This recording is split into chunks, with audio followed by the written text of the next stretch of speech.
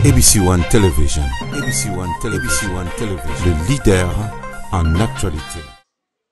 Nana matina ngomba kolukelongi na yawe na bapasi na ngai ngama umbu na yo yawe yanolanga balandi ya chaîne na biso ABC One balandi ya émission to sambela elongo na wabino Révérend Didier Lopinga Sango Mokonzi mbote mbote mbote mbote o mabota mabino to utiko lekisa feti munene ya Pentecôte yango to pesi bino lisusu bonne fête ya Pentecôte lelo to zolobela na spiritualité na révélation kolo amekai ko pesa biso pona mwana moko na moko ya Jacob nde yango tozolobela totangi lelo na mokanda na Genèse chapitre 30 verset nango 7e ti na 8 Bible bina biso boy Bila servante de Rachel devait encore enceinte et enfanta un second fils à Jacob. Rachel dit, j'ai lutté divinement, Kanga Malobao, j'ai lutté divinement contre ma sœur et j'ai vaincu. Et elle appela du nom de Nephtali. Rachel, tu es bien tolobaki na histoire. Azalaki mwasi o Jacob alinga ekobala. Mwasi o Jacob asepelaki. Mais na Mésopotamie faki bapesa yaya na place aleki bapesa ki Léa. Tango bakei papa pesi bango bana ya misala. Léa azobota tolobelaki Ruben, tolobelaki Simeon, tolobeli Lévi, tolobelaki Juda.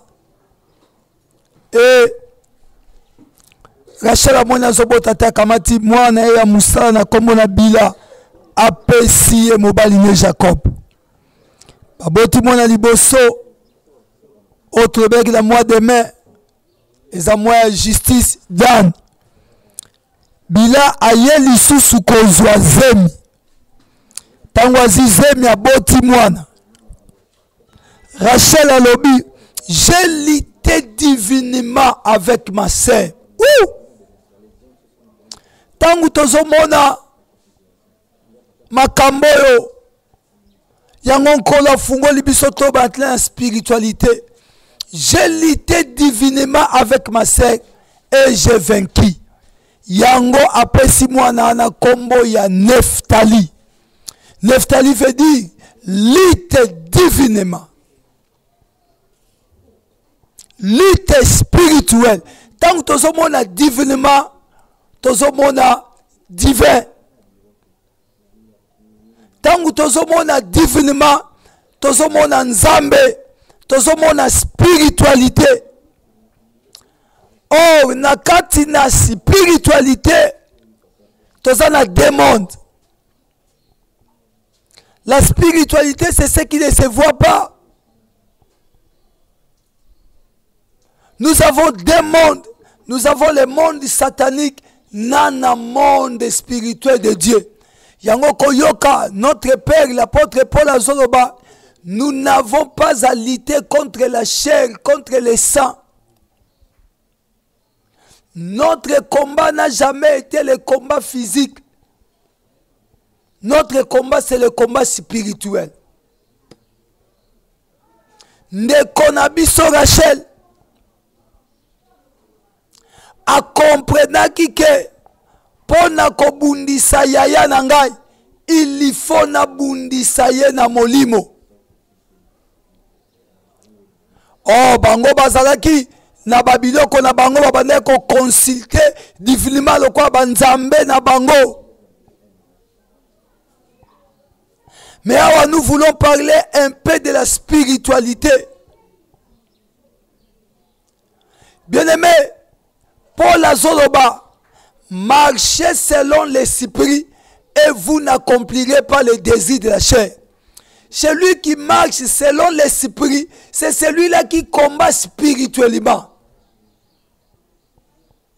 Lelo église, lelo ba Christo, bitumbelongwe ya molime komi ya nzoto. Non, bien-aimé. Nephtali nous apprend le combat spirituel.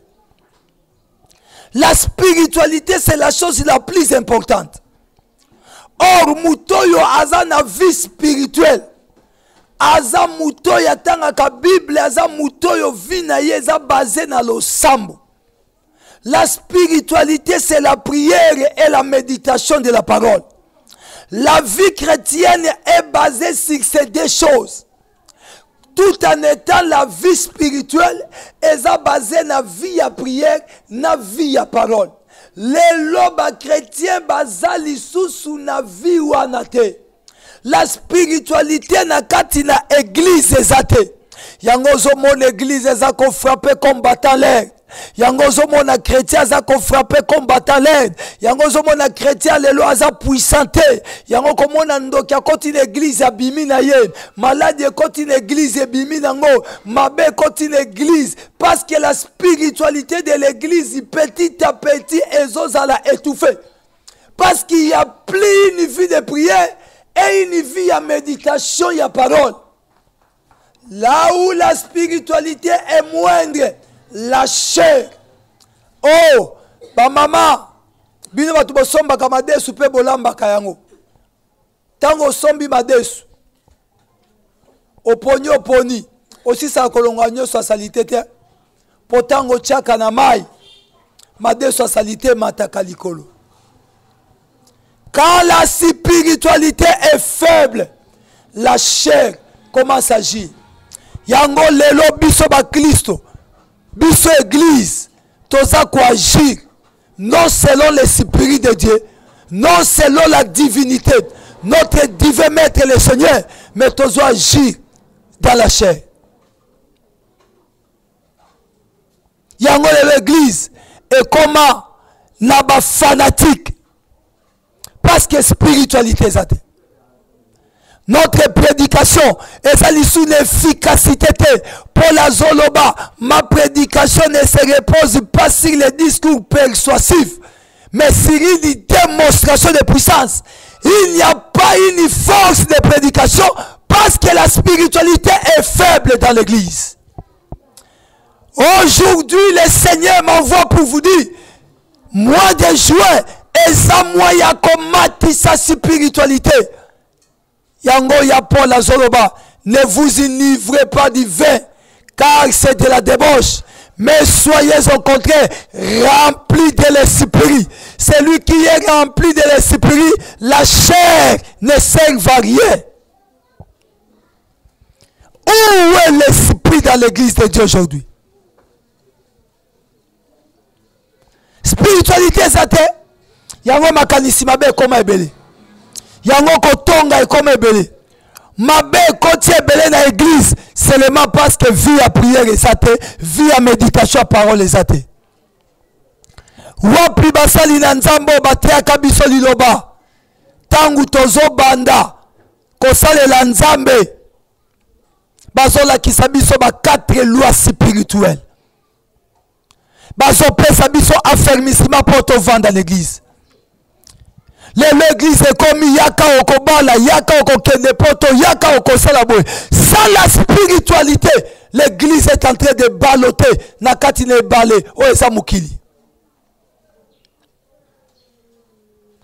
Noé, atambola ki ne balé, oesa mukili. Mais atambola ki na volonté nzambe, pa koma kiti na suka. Où est la spiritualité dans l'église? Ba chrétien, spiritualité zate. Kotonga na église loko mususu. Poison n'en parlons pas. Naza victime yeloko wana. Naza victime y'empoisonnement. Parce que spiritualité zate l'église. Congo, sans la vraie spiritualité, tokolela kaka. Parce que le Congo est obunda spirituellement.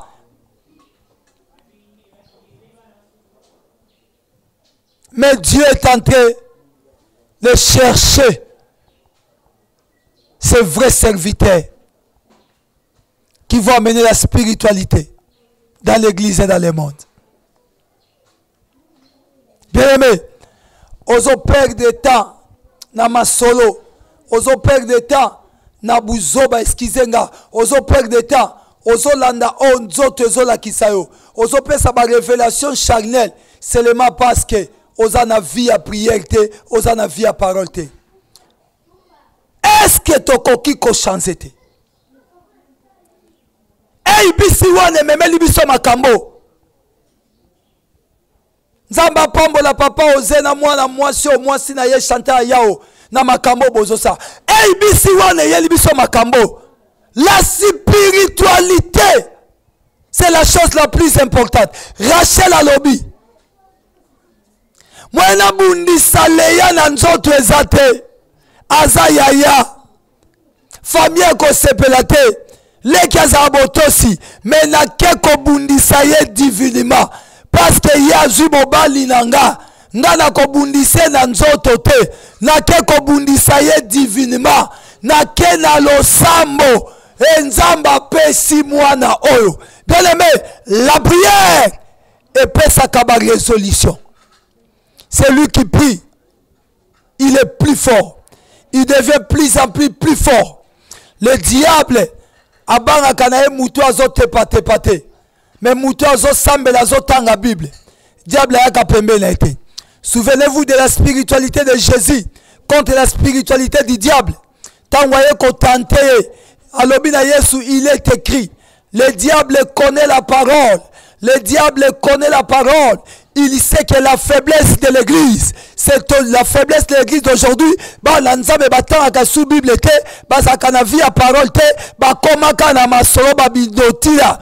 Mais quand il est venu chez la spiritualité de Dieu, ayeko kuta nankolo, alobi, il est écrit. Spiritualité a répondu, il est aussi écrit. Mais tangwa yaki na Eden akuta ki vide spiritualité zaki te et pas na Ève alobi na Ève Dieu a-t-il dit réellement Ève comme sa spiritualité était faible Ève est allée prendre les fruits de l'arbre du bien et du mal, elle a mangé ça, elle a donné ça à son mari. À cause il y a manque il y a spiritualité, l'église est commis kokwea. À cause il y a manque de spiritualité, tozo tient na ba poison église, tozo bomana, via le sambo ezalité. Mais 6e mois, moi ya kitoko pona église, na ye ko annoncer une nouvelle que ta spiritualité est là. Fais croître ta spiritualité parce que le combat que nous avons n'est pas le combat de la chair. C'est le combat spirituel. A-t-il la vie de prière? Passe-t-il combien de temps devant l'Éternel? Jamais mutasambela ndenga swanaka. To comment na ba prière fantaisisme. On a le bit nzambe.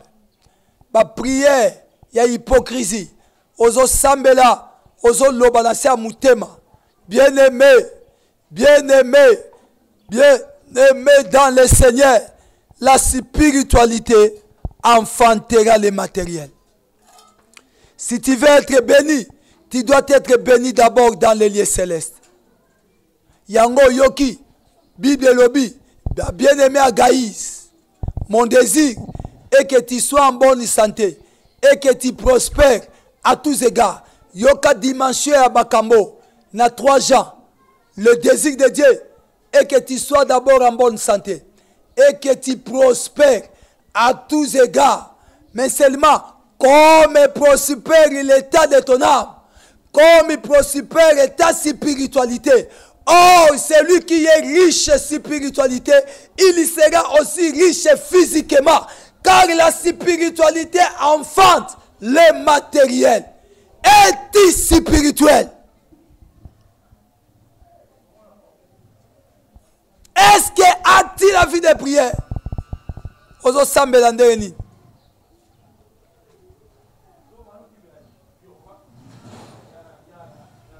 Ngana politicien Yesu. Politique ya Yesu eza lo sambo na Bible. Et par la biso lo sambo na Bible de vie. Est-ce que yozo sambela? Est-ce que vie a prié aux alam? Ndeko langa na memelo malobao. Poto sambela nao. Biso to exothérapeute to sambeli. Toza posa lo sambo. Malobo so esibi motema na yo. Ndeko kozanga te ko benga ngai. Na sungo na lo sambo ne azo sunga bandeko mususu. To bondela. Nga naza moto pamba. Eza mission kolo apesa ngai. To salela yango. To bondela. Bien aimé, lelo nazolo bano makambo. Nga pe bateya kangai. Mukolo nzambe asali nga ngolu. Biso kutu bateya ka biso media ezalaka te. Mais yo lelo media ezali. Nazolo bana yo zongela spiritualité la yo. Zongela vie spirituelle. Zongela vie spirituelle. Na kombo na Yesu Masia. Na lingi na sambela na yo. To bondela na yo longo. Elonga nanga. Seyo Yesu Masia. Beta mboko place ozalemba na ngai. Seyo mwana na nzambe.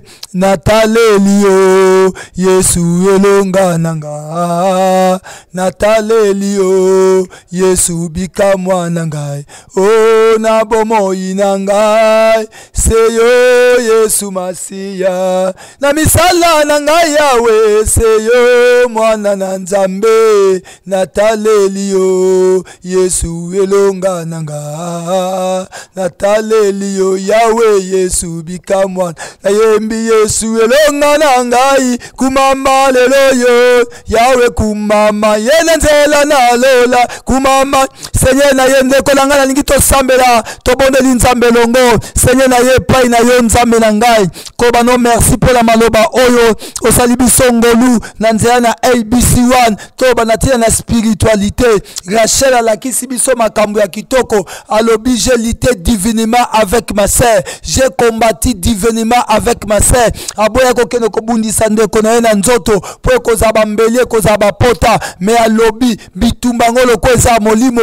Na eko bunda ndeko na molimo. Po na zwa. Opesinga imanda. Ya kolakisa libota la yo. Spiritualité ya mwana moko na moko ya Yakobo. Sanza ya motoba yango. To uti ko fete Pentecôte. Na ebite soke za 40e anniversaire. Soke za 40e anniversaire Pentecôte. Est-ce que notre vie réellement est sa vie spirituelle? Yango na ye pai na yo. Na pusani pai no. Ne bela libota o. Bazo yo kangai. Ebela libota o. Bazo landa ngai. Toye nzambe na ngai. Na libota na yo. Kotika bangwe pai na yo. En fait que vie spirituelle na biso. Eza na sete. Soki tozo kwesa na mabe. Soki le diable azozwa biso. Parce que seulement spiritualité na biso eza na se. Soki tozo avancer te. Parce que vie spirituelle na biso eza na se. Tolingi vie a lo sambo te. Tolingi vie a Bible te.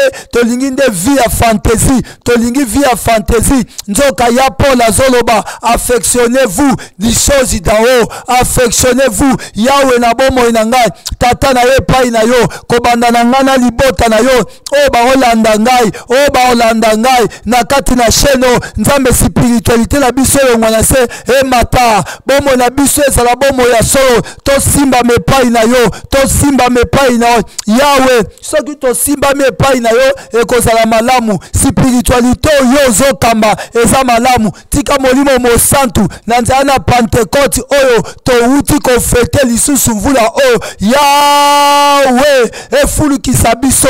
Yawe nanga. Mukolo passation de pouvoir. Ya yona molimo mo santu. Otiki molimo mo santu a diriger église. Yango tozo be la molimo mo santu. Aya ko kamba biso. Yende spirituel na biso. Yawe yonde tata. Nous avons que toi comme père spirituel. Yaka ko tambwisa molimo na biso.